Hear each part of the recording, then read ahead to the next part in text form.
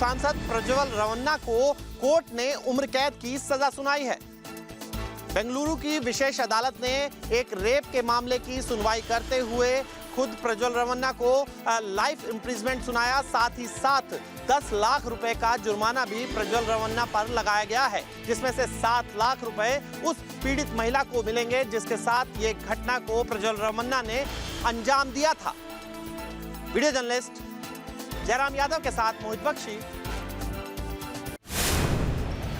चुनाव से ठीक पहले बूथ लेवल अधिकारियों को एक बड़ी खुशखबरी मिली है। चुनाव आयोग ने पारिश्रमिक को दुगना कर दिया है। जो सालाना पहले हुआ करता था उसको बढ़ाकर अब 2 गुना कर दिया गया है। यानी जिन बीएलओ को पहले 6,000 रुपए दिया जाता था, अब उनको 12,000 रुपए दिया जाएगा। इसके साथ साथ बिहार में वोटर लिस्ट को SIR पूरा कराने वाले लोगों को 2 गुना पैसा फिर दिया जाएगा, यानी कि 6,000 रुपए दिया जाएगा। इससे पहले चुनाव आयोग ने ये सारी जानकारी एक्स पोस्ट पर शेयर की और उसके साथ साथ ये भी बताया कि साल 2015 के बाद इसमें किसी भी तरीके का बदलाव नहीं हुआ था, जिसके बाद अब बढ़ाकर इसको 2 गुना कर दिया गया है। वीडियो जर्नलिस्ट प्रेम शंकर के साथ हरीश झा, न्यूज स्टेट, उत्तर प्रदेश, उत्तराखंड। कांग्रेस के सांसद और लोकसभा में नेता विपक्ष राहुल गांधी ने एक बड़ा बयान दिया है। बयान 2024 के लोकसभा चुनावों को लेकर है, जिसमें उन्होंने धांधली की बात कही है। राहुल गांधी का यह बयान उस वक्त आया है जब चुनाव आयोग पर कई सवाल विपक्षी दल खड़े कर रहे हैं और SIR को लेकर निशाने पर ले रहे हैं। ऐसे में राहुल गांधी ने 2024 के चुनावों में जो भारतीय जनता पार्टी की जीत हुई है, उसी को सवालों के घेरे में खड़े करते हुए धांधली का आरोप लगाया है। अब हमारे पास ओपन एंड शट प्रूफ है कि इलेक्शन कमीशन वोट चोरी में इन्वॉल्व है। और मैं लाइटली नहीं बोल रहा हूं, मैं 100% प्रूफ के साथ बोल रहा हूं, ठीक है। और आप सबको पता लग जाएगा, जैसे ही हमने ये रिलीज किया, पूरे देश को पता लग जाएगा कि इलेक्शन कमीशन वोटर चोरी करा रहा है। हमने अपना ही इन्वेस्टिगेशन करवाया, उसमें 6 महीने लगे और जो हमें मिला है वो एटम बॉम्ब है। मतलब एटम बॉम्ब है, फटेगा तो आप इलेक्शन कमीशन आपको दिखेगा नहीं हिंदुस्तान में। अब सवाल ऐसे में ये है कि राहुल गांधी जो इसमें सबूत होने की बात कह रहे हैं, वो सबूत आखिर वो कब देते हैं। वीडियो जर्नलिस्ट जयराम यादव के साथ मोहित Bakshi, news state. Uttar Pradesh Bharatiya Janata party के संगठन की एक अहम बैठक कल इंदिरा गांधी प्रतिष्ठान में होगी, जिसमें संगठन के सारे पदाधिकारियों के साथ इसमें सभी विधायक होंगे और साथ में विधान परिषद के सदस्य भी होंगे। जिस तरीके से संगठन की ये बैठक बुलाई गई है, ये इसलिए भी महत्वपूर्ण है कि अब भारतीय जनता पार्टी का कोई भी कार्यक्रम होता है, उसे 2027 के चुनावों के साथ न सिर्फ जोड़ के देखा जा सकता है, बल्कि संगठन को किस तरीके से मजबूत करना है, कैसे भारतीय जनता पार्टी को 2027 के लिए तैयार करना है और आने वाले समय में हर घर तिरंगा और इस तरीके के पार्टी के कार्यक्रमों को किस तरीके से मजबूती से जमीन पे लाना है, कार्यकर्ताओं को उत्साहित करना है, इन सब प्रयासों को देखते हुए ये बैठक अहम मानी जा रही है। वीडियो जर्नलिस्ट हरिराम के साथ आलोक पांडे, न्यूज स्टेट, लखनऊ। मुंबई में इतिहास में पहली बार कबूतरों को दाना डालने पर FIR दर्ज की गई है। यह मामला माहिम पुलिस स्टेशन में दर्ज किया गया, जिसमें एक अज्ञात व्यक्ति के खिलाफ चलती गाड़ी से कबूतरों को दाना डालने का आरोप है। आरोपी की पहचान न हो पाने के कारण फिलहाल FIR अज्ञात व्यक्ति के खिलाफ दर्ज की गई है। यह कार्रवाई बॉम्बे हाईकोर्ट के उस हालिया आदेश के बाद की गई है, जिसमें अदालत ने खुले में कबूतरों को दाना डालने पर रोक लगाने और उल्लंघन करने वाले के खिलाफ मामला दर्ज करने के निर्देश दिए थे। यह देश का पहला ऐसा मामला है जिसमें कबूतरों को दाना डालने पर पुलिस ने FIR की है। मुंबई पुलिस ने पहली FIR माहिम इलाके में दर्ज की है। वीडियो जर्नलिस्ट कामेश के साथ विलास अटोले, न्यूज स्टेट, उत्तर प्रदेश, उत्तराखंड।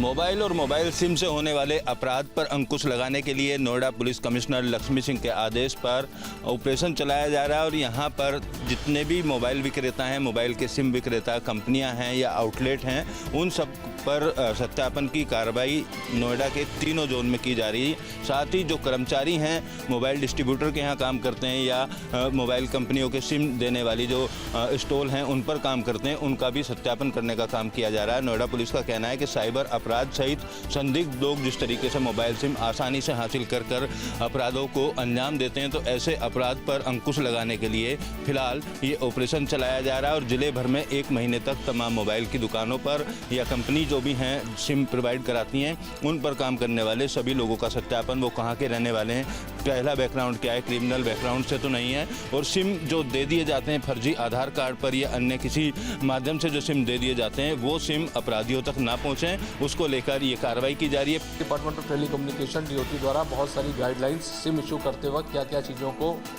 जो वेंडर्स हैं उनको देखना मैंडेटरी किया गया है, उसके बारे में हम लोग फिजिकल इंस्पेक्शन करके इस बात को सुनिश्चित कर रहे हैं कि उन गाइडलाइंस का पालन संबंधित डिस्ट्रीब्यूटर्स द्वारा, वेंडर्स द्वारा और पॉइंट ऑफ सेल जहां से ये सिम्स बांटे जा रहे हैं, बेचे जा रहे हैं, वहां पर उनके द्वारा किया जा रहा है कि नहीं।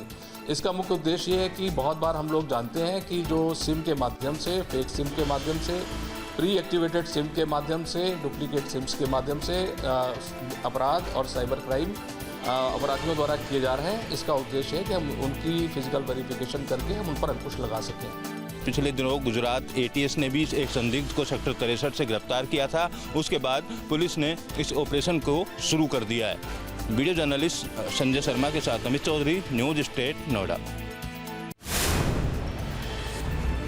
अगर आप भी जमीन खरीदने बेचने की सोच रहे हैं तो यह खबर आपके लिए बेहद ही जरूरी है।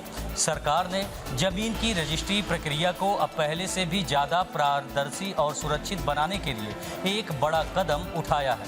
अब जमीन की रजिस्ट्री के दौरान खरीदार और विक्रेता दोनों के मोबाइल पर OTP अर्थात वन टाइम पासवर्ड भेजा जाएगा। यह OTP कंप्यूटर सिस्टम में दर्ज किए बगैर रजिस्ट्री की प्रक्रिया आगे नहीं बढ़ेगी। इसके साथ ही 10 लाख रुपए से अधिक मूल्य की संपत्ति की रजिस्ट्री के लिए पैन कार्ड का सत्यापन भी अब अनिवार्य कर दिया गया है। अभी हाल ही में रजिस्ट्रेशन प्रक्रिया में बदलाव हुआ है कि जो भी बैनामे होंगे वो OTP के माध्यम से होंगे और काश्तकारों का पैन कार्ड और आधार कार्ड OTP के माध्यम से सत्यापन किया जाएगा, जिसके माध्यम से जो बड़े बैनामे हैं 10 लाख से ऊपर जो बैनामे होते हैं तो बिना पैन कार्ड का होने पे लोग टैक्स चोरी करते हैं, कर अपहुंचन करते हैं, जिसकी वजह से सरकार को आर्थिक हानि होती है। अब इससे ये फ़ायदा होगा कि OTP के माध्यम से जब सत्यापन होगा, सूचना तो इनकम टैक्स को भी जाएगी और वो ट्रैकिंग करेंगे कि किसकी प्रॉपर्टी है, कितना आया, स्रोत क्या है आय का, अवैध है कि वैध है, तो इससे काफ़ी प्रक्रिया पारदर्शिता आएगी प्रक्रिया में। फिलहाल अब इस नई व्यवस्था के तहत जमीन बेचने और खरीदने वाले दोनों व्यक्तियों की सक्रिय भागीदारी अनिवार्य हो गई है। यहां तक कि रजिस्ट्री ऑफिस में बैठे अधिकारी तब तक प्रक्रिया को आगे नहीं बढ़ा सकेंगे कि जब तक दोनों पक्षों द्वारा प्राप्त OTP को सत्यापित न कर दिया जाए। Brajendra Pandey, news state, Uttar Pradesh. बाराबंकी परिवहन डिपो में लाई गई थी लगभग 5 बसें जिनकी कीमत करोड़ों रुपए में है, इलेक्ट्रॉनिक बसें थी, लेकिन वो बसें किसी कारण नहीं चल पाई। अगर हम बात करें तो यहाँ के ARM हैं, उनकी बात करें तो अगर उनकी बात माने तो उनका साफ कहना है कि जो इलेक्ट्रॉनिक बसें लाई गई थी वो चलनी थी रूटों पर, लेकिन उनकी चार्जिंग पॉइंट जो है नहीं बन पाए हैं, उनके लिए जगह नहीं है, स्थान नहीं है, इसलिए वो बसें खड़ी हैं। इस बसों के बारे में जो है कुछ स्तर से जब ये गाड़ी आई करीब 6 महीने से हो गया, 6 महीने से गाड़ी खड़ी है, चार्जिंग पॉइंट नहीं बना और गाड़ी आ गई। इसके हमको भी वो है कि कैसे आ गई गाड़ी, पहले खड़ी हो गई और चार्जिंग पॉइंट नहीं बना हुआ था और गाड़ी आके खड़ी हो गई, मुझको बाद में बताया गया। सबसे बड़ा सवाल ये उठता है कि जब परिवहन विभाग द्वारा करोड़ों रुपए की बसें लाकर डंप कर दी जाती हैं, खड़ी कर दी जाती हैं, उनको धूल मिट्टी चाट रही है, तो अब कहीं ना कहीं सबसे बड़ा सवाल ये उठता है कि जब इतनी कीमत की बसें लाई गई हैं तो फिर चार्जिंग पॉइंट क्यों नहीं बनाए जा रहे हैं? क्या बजट नहीं है चार्जिंग पॉइंट बनाने के लिए या परिवहन विभाग के पास कोई जगह नहीं है? अब सवाल ये उठता है कि कब चार्जिंग पॉइंट बनता है और कब वो सड़कों पर दौड़ेंगी। बाराबंकी से अजय पाल, न्यूज नेशन। कांग्रेस के कद्दावर नेता और पूर्व मंत्री हरक सिंह रावत को उत्तराखंड हाईकोर्ट से बड़ी राहत मिली है। हरक सिंह रावत ने ईडी के संपत्ति कुर्क के आदेश को हाईकोर्ट में चुनौती दी थी, जिस पर न्यायालय ने पूर्व में जारी रोक को बरकरार रखा है। इसके साथ ही कोर्ट ने हरक सिंह रावत से मामले में शपथ पत्र दाखिल करने के लिए कहा है और 21 अगस्त मामले में अगली सुनवाई के लिए तिथि नियत की है। ईडी ने आरोप लगाया है कि हरक सिंह रावत की पत्नी ने देहरादून के रिहायशी क्षेत्र में करोड़ों की बेशकीमती जमीन को कम दामों में खरीदा है। वहीं हरक सिंह रावत द्वारा मंत्री रहते हुए पार्कों में कई बड़े घोटाले भी किए हैं। हालांकि ईडी ने स्पेशल कोर्ट में आरोप पत्र दाखिल किया है, जिसको हरक सिंह रावत ने उत्तराखंड उच्च न्यायालय में चुनौती दी थी और न्यायालय ने पूर्व के आदेश पर जारी रखते हुए ये रोक बरकरार रखी है। नैनीताल से समीर शाह, न्यूज़ स्टेट। जम्मू कश्मीर में पिछले कुछ दिनों से लगातार हो रही बारिश के चलते 3 दिन से अस्थायी रूप से बंद पड़ी केदारनाथ धाम पैदल यात्रा सुचारू हो गई है। सुरक्षा बलों की तैनाती में श्रद्धालुओं के जत्थों को गौरीकुंड से केदारनाथ धाम के लिए रवाना कर दिया गया। इस दौरान श्रद्धालुओं में खासा उत्साह देखने को मिला। वहीं सोनप्रयाग और गौरीकुंड के बीच राष्ट्रीय राजमार्ग बंद होने के कारण श्रद्धालुओं को 6 किलोमीटर अधिक दूरी तय करनी पड़ेगी। वहीं बाधित मार्ग को खोलने को लेकर कार्रवाई भी गतिमान है। शासन प्रशासन की ओर से श्रद्धालुओं से अपील की जा रही है कि वे मौसम का पूर्वानुमान जानकर ही यात्रा पर निकले। Parveen Rawat, news state, Rudraprayag. UP के उन्नाव के फतेहपुर चौरसिया ब्लॉक का प्राथमिक विद्यालय राम सिंह खेड़ा इस समय चर्चा में है, क्योंकि यहाँ पर 4 बच्चों पर 2 शिक्षक तैनात हैं, यानी कि लाखों खर्च के बाद भी छात्र संख्या केवल 4 है, जिसके चलते यह विद्यालय इस समय चर्चा में है। न्यूज़ स्टेट की टीम उसी विद्यालय कैंपस में पहुंच चुकी है, जहां से हम आपको दिखाएंगे इस विद्यालय की तस्वीर और इस विद्यालय में किस स्तर का पठन पाठन है और यहाँ पे कितने बच्चे हैं और कितने शिक्षक यहाँ पे बेसिक शिक्षा विभाग के द्वारा तैनात किए गए हैं। तो आप तस्वीरों में देख सकते हैं जो स्कूल प्रांगण है वो काफ़ी सुसज्जित है। बाकायदा यहाँ पे टाइल्स के साथ ही स्लोगन भी लिखे हुए हैं और जो यहाँ पे यानी कि पठन पाठन के माहौल के लिए सारी चीज़ें बेहतर हैं।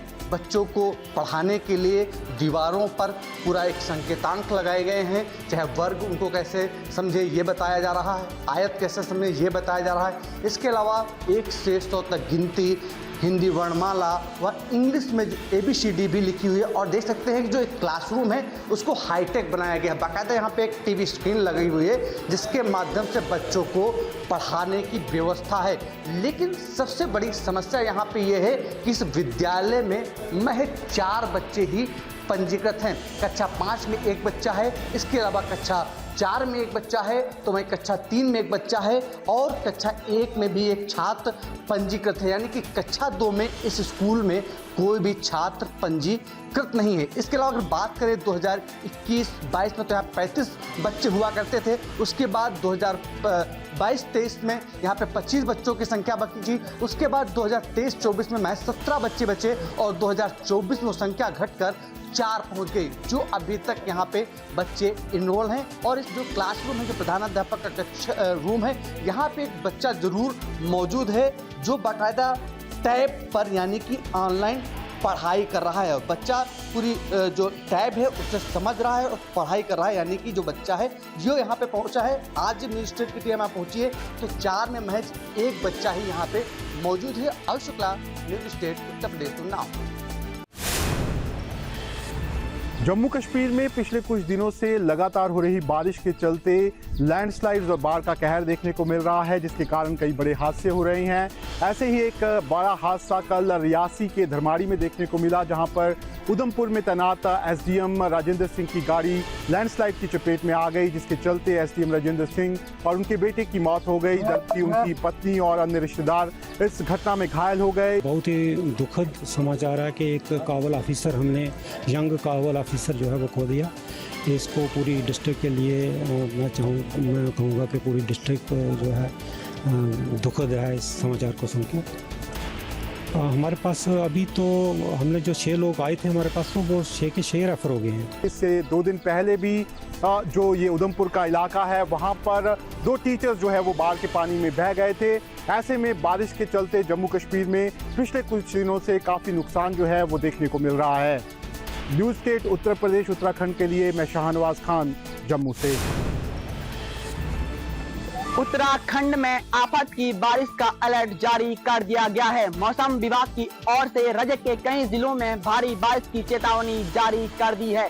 चेतावनी का संज्ञान लेते हुए शासन प्रशासन भी एक्टिव मोड पर आ गया है। शासन प्रशासन की ओर से आपदा राहत टीमों को अलर्ट पर रखा गया है। वहीं दूसरी ओर भूस्खलन से प्रभावित डेंजर जोनों को चिन्हित कर शासन प्रशासन की ओर से मशीनरी खरीद कर दी गई है, ताकि राजमार्ग बंद होने की स्थिति में तत्काल प्रयास से बाधित मार्गों को खोलने की कार्रवाई गतिमान कर दी जा सके। वहीं दूसरी ओर शासन प्रशासन की ओर से आम जनमानस और चार धाम यात्रा पर आने वाले श्रद्धालुओं से मौसम का पूर्ण जानकर यात्रा पर निकलने व नदी के समीप इलाकों में न जाने की अपील की जा रही है। Parveen Rawat, news state, Rudraprayag. उत्तराखंड में आज भी बारिश का येलो अलर्ट है और गढ़वाल के 3 से 4 जिलों में, कुमाऊं के कई जिलों में आज बारिश का अलर्ट जारी किया गया है। कई दिनों से लगातार बारिश हो रही है, नदियाँ उफान पर हैं और मैं इस समय यहाँ पर मालदेवता में हूँ। मालदेवता में सोंग नदी और बांदल नदी के संगम को आप देख सकते हैं, तो पानी थोड़ा बढ़ा हुआ है, उतना नहीं है कि बाढ़ की स्थिति पैदा हो जाए।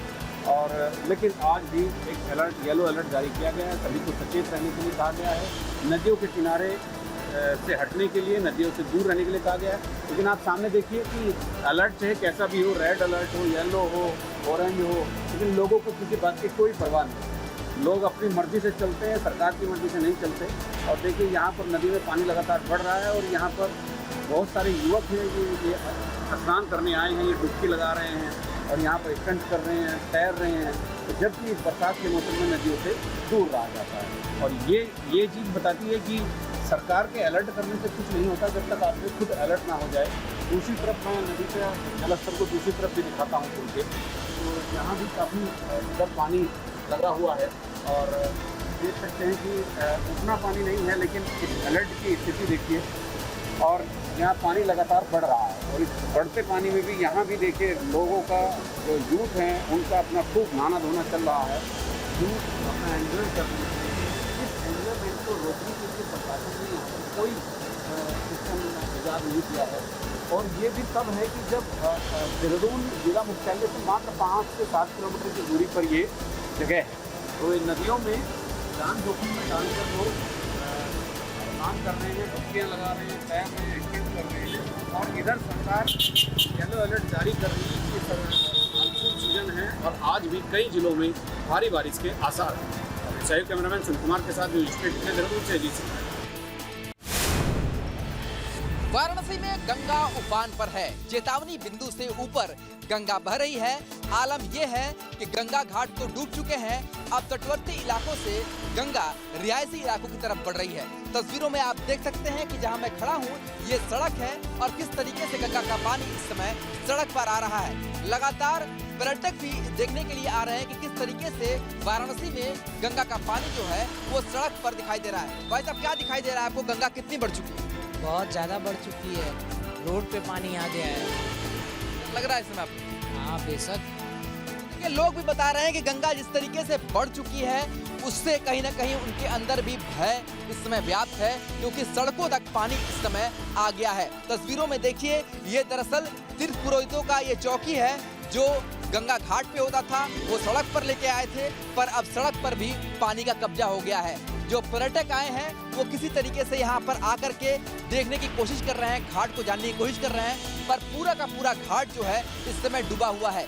ये सुबह बनारस का मंच है जहाँ पर सांस्कृतिक कार्यक्रम होते थे, पर अब पूरी तरीके से गंगा के पानी में समाया हुआ नजर आ रहा है। और नौका विहार पूरी तरीके से वाराणसी में बंद कर दिया गया है, क्योंकि जिस तरीके से पानी बढ़ रहा है प्रति घंटे 3 से 4 सेंटीमीटर की दर से, तो ऐसे में नौका विहार बेहद खतरनाक है। इसलिए मोटर बोट हो, बजड़ा हो या फिर क्रूज हो, सभी को इस समय बंद कर दिया गया है।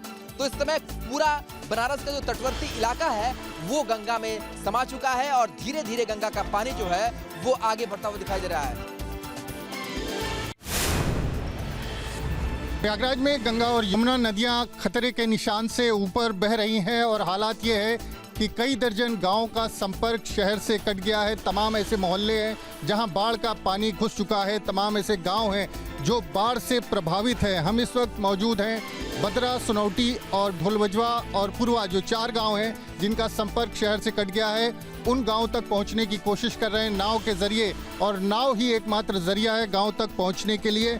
आप देखें तो इसी नाव के ज़रिए लोग अपने गांव तक पहुंचते हैं और जो ज़रूरी सामान है वो लेकर के जाते हैं। अगर आप सामने देखें तो ये झूसी गारापुर संपर्क मार्ग है जो पूरी तरह से पानी में डूब चुका है, और जिन सड़कों पर गाड़ियां चलती थी, फराटे भरती थी, वहां पर अब नाव चल रही है और लोगों की आवाजाही का यही एकमात्र साधन है।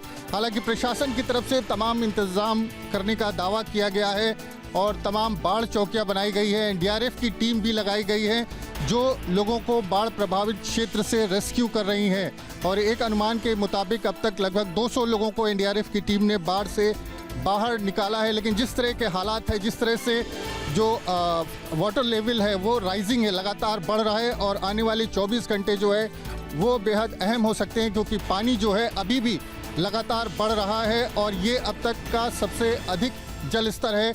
जब गंगा और यमुना खतरे के निशान के पार गई हैं तो तमाम खतरों को उठाते हुए लोग अपने गांव तक पहुंच रहे हैं, क्योंकि और कोई साधन नहीं। आप देखें दोनों तरफ बिजली के खंभे दिखाई दे रहे हैं और बीच में ये जो संपर्क मार्ग था वो पानी में डूबा हुआ है, और संपर्क मार्ग के ऊपर से नाव चल रही है। तो कुछ और दिन ऐसे जल स्तर जो है वो बढ़ेगा जिस तरह का अनुमान है, और लोगों की मुश्किल बढ़ेगी। प्रयागराज की बात करें तो करीब 1.5 दर्जन मोहल्ले जो तटीय मोहल्ले हैं उनमें बाढ़ का पानी घुस चुका है। तमाम गांव जो हैं उनमें बाढ़ का पानी घुस चुका है और लोगों की ये मुश्किल अभी कम होती दिखाई नहीं दे रही है। जिस तरह के हालात हैं, लोगों की मुश्किल आने वाले दिनों में और बढ़ने वाली हैं। राजस्थान में पिछले काफ़ी दिनों से लगातार हो रही बारिश के बाद में हालात बेकाबू हो रहे हैं। सबसे ज़्यादा धौलपुर जिला, सवाई माधोपुर जिला और टोंक जिला लगातार प्रभावित दिखाई दे रहे हैं। धौलपुर की बात करें तो यहाँ पे चंबल लगातार खतरे के निशान से 12 मीटर ऊपर बह रही है। वहीं बचाव कार्य के लिए और लोगों को राहत देने के लिए सेना को भी सेफ्टी के तौर पे बुला लिया गया है। सेना लगातार उन क्षेत्रों का मूवमेंट कर रही है जहां पे ज़्यादा दिक्कतों का ग्रामीणों को सामना करना पड़ा। बहरहाल ग्रामीण स्तर पे, एसडीआरएफ के स्तर पे और स्थानीय पुलिस के स्तर पे लगातार ये प्रयास किए जा रहे हैं कि लगातार रेस्क्यू ऑपरेशन जारी रखे जाए और ग्रामीण वासियों को और मवेशियों को सुरक्षित स्थानों पर कैंप में लगातार पहुँचाया जाए। जहाँ तक मौसम विभाग राजस्थान की बात करें तो आगामी 3 तारीख से जयपुर संभाग में और भरतपुर संभाग में तेज बारिश का दौर जारी रहने की चेतावनी जारी की गई है। सहयोगी रजत चौधरी, शुक्र शर्मा, न्यूज स्टेट, उत्तर प्रदेश।